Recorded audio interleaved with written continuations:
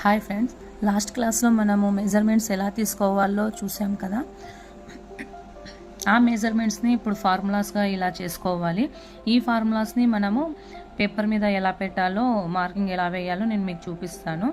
ఇవి కేవలం బాడీలోని 1/4 పార్ట్కి మాత్రమే మెజర్మెంట్స్ వేస్తాము. దాన్ని ఫోల్డ్ మీద చేయాలి.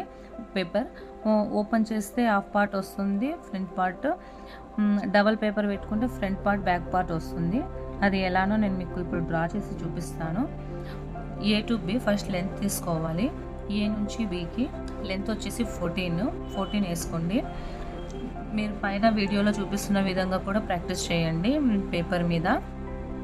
తర్వాత A to C cross back, half cross back 15 ఉంది. క్రాస్ బ్యాక్ హాఫ్ వచ్చి 7.5. ఏ నుంచి సికి 7.5 పెట్టాను. నెక్స్ట్ వచ్చేసి A to D arm hole depth అంటే సంఖభాగము. మనం సంఖభాగం వచ్చేసి 6 తీసుకున్నాము. ఏ నుంచి డికి 6 వేసుకుంటాము. నెక్స్ట్ వచ్చేసి డి టు ఈ ఆ సంఖభాగం నుంచే మనం ఛాతీ చుట్టూ బేస్ తీసుకుంటాము. అక్కడ నుంచే బేస్ వస్తుంది. 1/4 bust circumference plus 1. Bust circumference వచ్చేసి 37. 1/4 వచ్చేసి 9.2 వస్తుంది. ప్లస్ 1 ఫార్ములాలో ప్లస్ 1 కంపల్సరీ యాడ్ చేసుకోవాలి.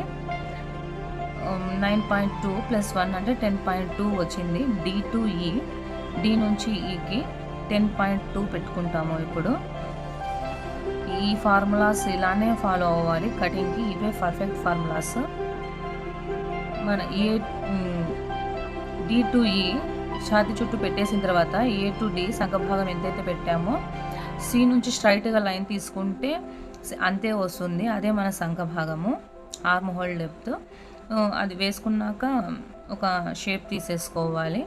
సి నుంచి స్ట్రైట్ వేసిన తర్వాత ఆ పాయింట్ని, సెంటర్ పాయింట్ని ఎక్స్ అనుకుంటాము. A to D equal to C X అని వచ్చేస్తుంది.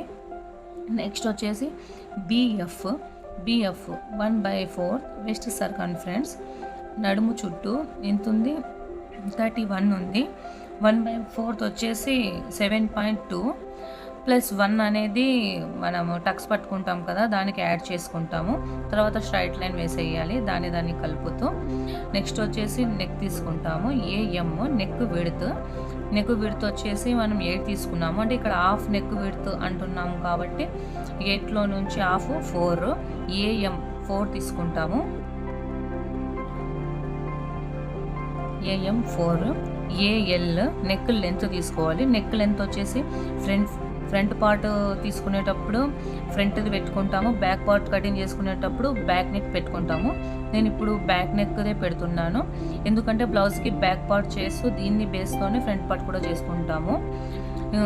10 ఉంది బ్యాక్ నెక్. ఏఎల్ అన్నది 10 పెట్టి అలా మంచి షేప్, రౌండ్ షేప్ తీసుకున్నాను. ఇదైతే మనం ఈ ఫార్ములాస్ పేపర్ మీద ఎలా డ్రా చేయాలో నేను అక్కడ చూపించేశాను. పైన ఉన్న వీడియోలో కూడా మీరు కొంచెం ట్రై చేయొచ్చు పేపర్ వేసి.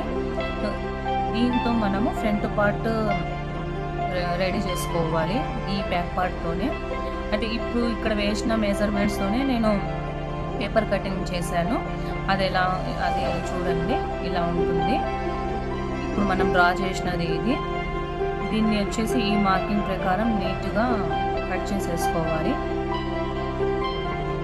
మీకు నెక్స్ట్ వీడియోలో ఈ పార్ట్ని బేస్ చేసుకొని ఫ్రంట్ పార్ట్ ఎలా తయారు చేసుకోవాలో నేను మీకు క్లియర్గా ఎక్స్ప్లెయిన్ చేసి చెప్తాను.